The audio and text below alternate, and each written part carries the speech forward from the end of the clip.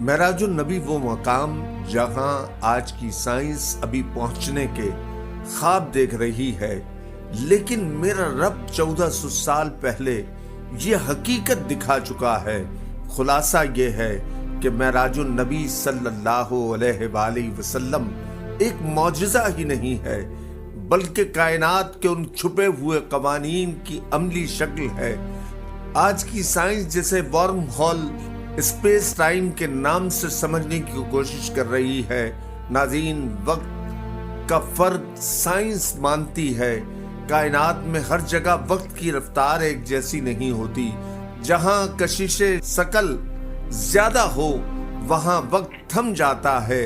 یہی وجہ تھی کہ کائنات کی سیر کے باوجود زمین پر ابھی پلک جھپکنے جتنا وقت گزرا تھا، جیسے خلا میں ایک مقام سے دوسرے مقام تک پہنچنے کے لیے سائنس کے طور پر وارم ہول ایک مختصر راستے کا تصور موجود ہے۔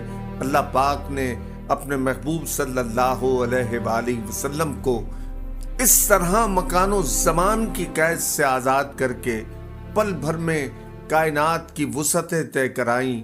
نوجوانوں کے لیے معراج النبی کا یہ پیغام کہ آج کے دور میں اسلام کی قدامت پسندی کے بجائے جدید سائنس اور عقل کے مطابق پیش کرنا ضروری ہے، معراج کا واقعہ ثابت کرتا ہے کہ جہاں انسانی عقل اور ٹیکنالوجی کی سرحد ختم ہوتی ہے، وہاں اللہ کی قدرت اور سپر سائنس شروع ہوتی ہے۔